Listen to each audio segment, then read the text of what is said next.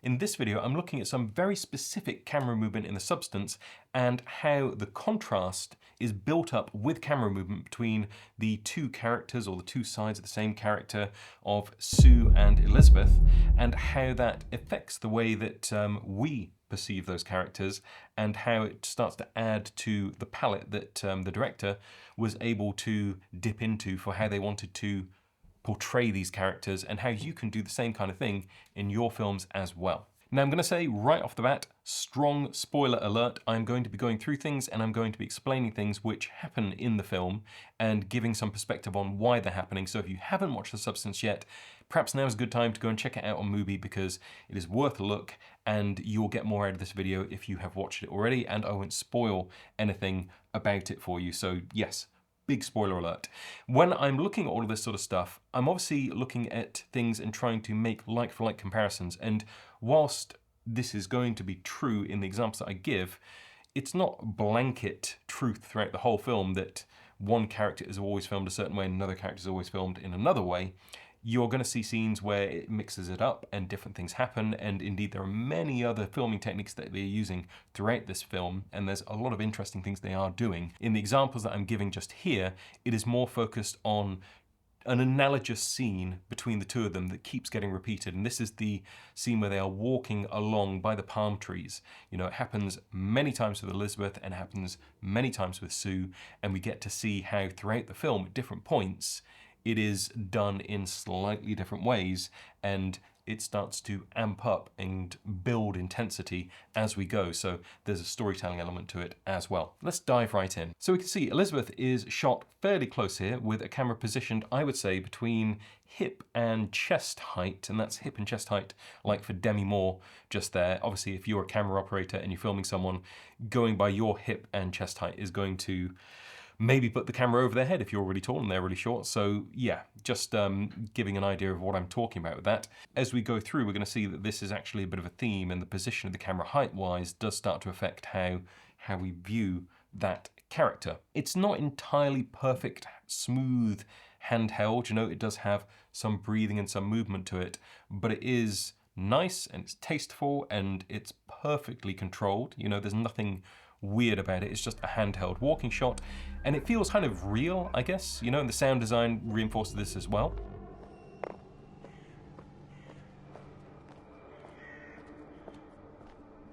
There's sounds of the environment, and I would say it's slightly oppressive as an environment in terms of sound design.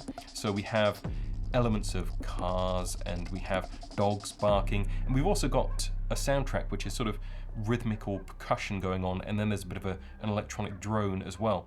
So it is starting to feel like there's action happening, we're building to something, and also the environment is a threat to her, and that does play out through the sound design as well as what's happening on camera. And sound design is a massive part of the film, and a massive part of the palette that you have to play with as a filmmaker. We're going to see now, when we move over to Sue, the smoothness of this handheld is nothing compared to the smoothness that we get from this Steadicam shot with Sue. It's all a lot more perfect. She stays in frame on like the right third or in position much more neatly than Elisabeth did when it was a handheld shot. Generally, everything is low and feels more like a music video or a fashion video or a film where we want that perfect view of the character. Now, of course, apart from this being on a Steadicam, being filmed a lot of the time on a very wide angle lens, very low, it is also filmed off speed. So we are shooting this slow motion. This is probably like 48, 50 frames a second, something like that. So you're getting with that something that does feel a little bit glossier than real life, combined with the fact that we got the glorious sunlight coming in and everything feels nice and bright and poppy, and the production design and the outfit choice just here is reinforcing that as well. It gives everything the air of something a little bit more elevated. So between those two, it is a smoother, more perfect version. Now, if we move on, we can see another interesting example where Elisabeth is filmed in a more energetic fashion. You know, she's going after the first switch. She's back to herself again. She's a bit injured, if you like, from the process. It looks pretty traumatic to me. And everything about her says she's in discomfort, both with her body and what she's been through, but then also the world is a bit more oppressive. You know, she's been living this glossy version that we've just seen, and now she's, you know, she's got her sunglasses on, she's probably got a terrible hangover, she can't be massively well hydrated and feeling all that great, and, you know, lying on the floor in the bathroom, I'm gonna say cold, on the tiles for a week in an awkward position. It cannot be good, it cannot be good. So all of that is coming across in the way that she's acting. You know, she's kind of more hunched up, she's in her head more, and she's trying to, you know, look around, and the sun feels more oppressive. It is really starting to feel like the world is on top of her and against her. And the movement is more extreme. You know, the handheld is not as controlled. It is jerking around a bit more, and the sound design is reinforcing all of this as well.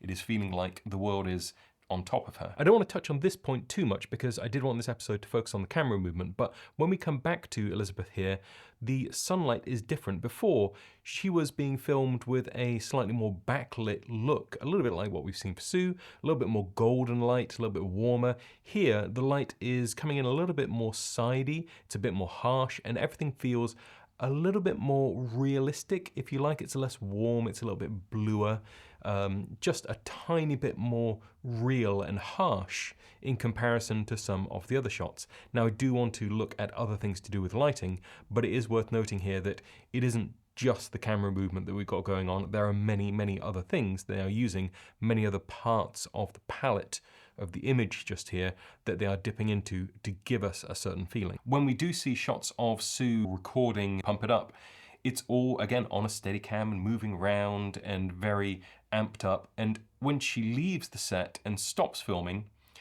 it continues. You know, it's like her life actually is that glamorous and she is that perfect. Even when she's not on camera in her world, it progresses and proceeds as if she was on camera, and we get all of these little moments where the camera moves in a very definite, controlled way, and she almost seems aware of it. You know, she kind of looks into the camera walking through those double doors, she takes the sip, the camera arcs around, she looks at her poster, and then she walks back off and we arc back around it. It is knowing, it is almost playing up to the fact that the camera is there. Now contrast this where we have Elisabeth getting more paranoid when she's going to get her next dose, and she's running along and the energy is amped up, the camera movement is more frenetic, the world seems like it's on top of her, and she feels like she's building to a point, the music and everything is building to a point where we feel like something's going to happen, you know. She's in this dodgy area, it feels like maybe someone's watching her, she's looking around like she is being watched. She goes into this cafe. I'm not going to go through the whole sequence of the cafe, but she meets someone in there, and then she bursts out in even more of a heightened state, you know, trying to get her coat on, her hair's going everywhere, and we're running along, and it feels like we're about to get to a head with this, and something's about to happen, and we actually break out of the handheld movement for a moment, and we go to what is a Steadicam shot, and it's smooth, and it's everything that I've been talking about with Sue's character. But what it does show is her suddenly, filmed in this way, being at odds with the way that she's portraying herself, the way that she is feeling at that moment. So we're starting to, that point, look at her and go, well, this feels like it's in your head and you're being paranoid about all of this, and it's starting to sort of affect your mental state because the camera is telling us that actually everything's okay, everything's smooth, everything's fine, we're not going to have some jump scare. And then she bumps into the guy that she had met as Sue, and this is the payoff, you know. We get that moment where he looks at her with disdain, and he's like cross that she's bumped into him, knocked his helmet on the floor, and he's a bit of a douche. And that kind of moment of her realization with her looking at him and him looking at her in a completely different way, it's, you can see on Demi Moore's face and the way the scene plays out, you know, it's really starting to affect her and corrupt her real life in a really twisted fashion. But it's the camera change here that I'm interested in. You know, we've built up with all the handheld, and then we get to a point where we cut into Steadicam, and that break kind of changes the way that we're viewing the scene. I think that is interesting because when you are planning things like this out, if you're the cinematographer or if you are the director or if you're both or, you know, whatever you're doing, knowing which technique you're using and when to use it and what it's going to do and how they contrast and how they work together, you know, because you don't have to do just one thing. You can mix it up, and the mixing of these techniques helps to differentiate the characters. It helps to differentiate the mood of a character as well. Contrasting that to the Steadicam work that we get with Sue, you know, everything feels like a music video. When she comes out of the apartment and she's walking along, we're following her feet with the heels going along in the car, and then we pull up and all of the friends kind of go yay and they go off into the distance. It's not real. It's like it is some kind of film that she is living in. This is a waner in a lot of ways, you know. It is one shot that progresses through and we have a lot that happens in. It's not like a long waner, and it's not like something which tells a huge story traveling through an environment, you know, thinking like in Goodfellas or something like that. But it is a waner in the sense that it's one continuous shot, and it does a couple of things. You know, we start on a close-up of the feet, we then move out to a medium of her in the car with the friends, and then it lets the car drive off and becomes a wide shot because of that, with the car driving off into the distance. The idea of a single shot that has several shot sizes in it and the characters are the things which, you know, change the shot size effectively is interesting, and it's very, it can be very efficient as well.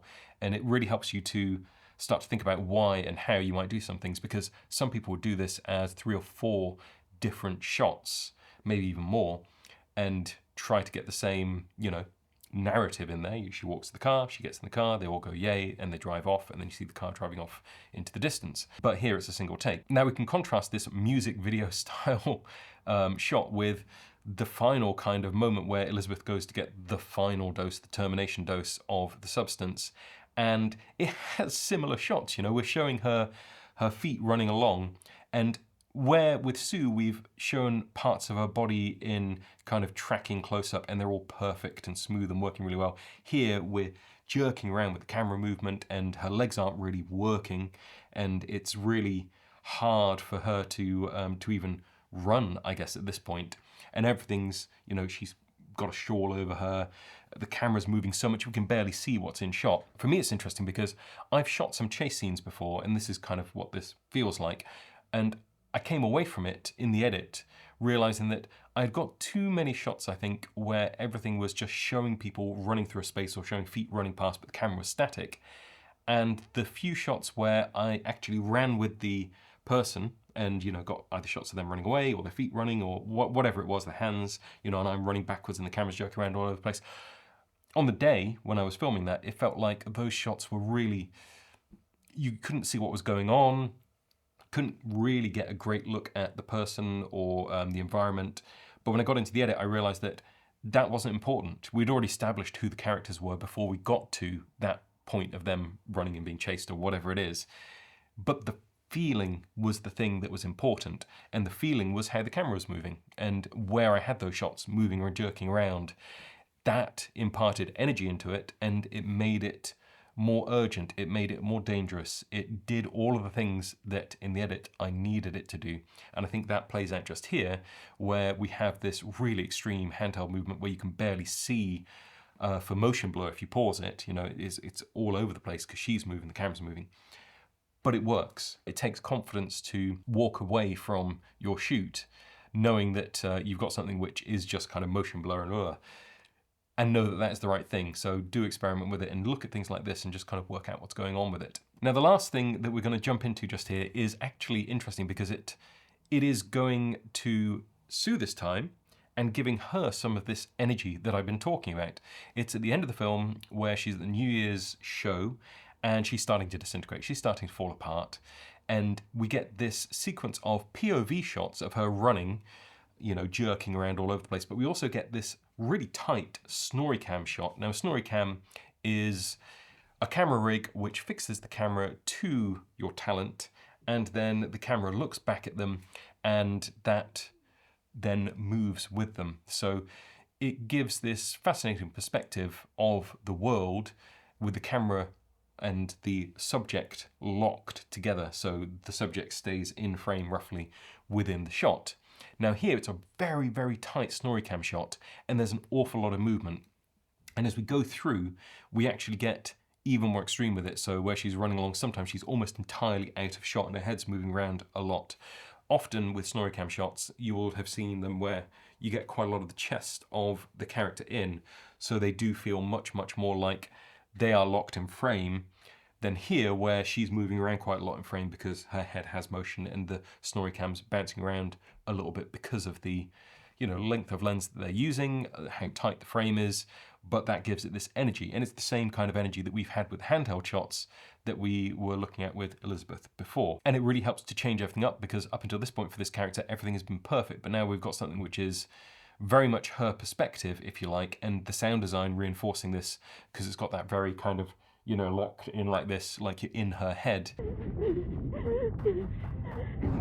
Bits of blood and stuff catching them, and like doubling of the image because her eyes are starting to disintegrate, I guess.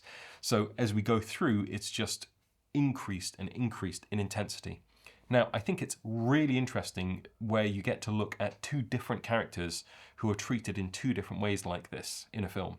And I know in this film, there's some nuance as to whether it is the same person or whether they actually develop into different personalities and then indeed do split at the end and then reforge into one, if you like. But in your film, it might not be that. It might be that you have a protagonist and you have an antagonist, and I don't know who the protagonist and the antagonist are in this. I'll leave that up to you, but you can portray them differently just with the way that you film them and the camera movement. And it doesn't have to be an absolute. You don't always have to have Steadicam. You don't always have to have handheld for that character. The contrast between those two techniques can give you really interesting breaks in pace and story. So when you're looking at something like this, start to think as a director or a cinematographer what you want to say with your camera, because the simplest iteration of just putting the camera up and filming the characters, you know, if you've got great actors, that's still going to work, but you can do so much more with it. And then you can go even further as you progress those characters and use the camera to help develop that and reinforce the decisions that they're making and what they're feeling as well. Now I'm going to be doing more breakdowns on the substance, so if there's something that you want to particularly have broken down and you've watched it, you know, drop a comment down below and I'll try and get around to working that into one of the future episodes of this. For now, thank you very much for watching. Do go and watch it if you haven't watched it already. You should have watched it because now you've been spoiled for a lot of it, but I haven't spoiled the ending. You know, I've stayed away from that, so you still have a bit of a treat for that.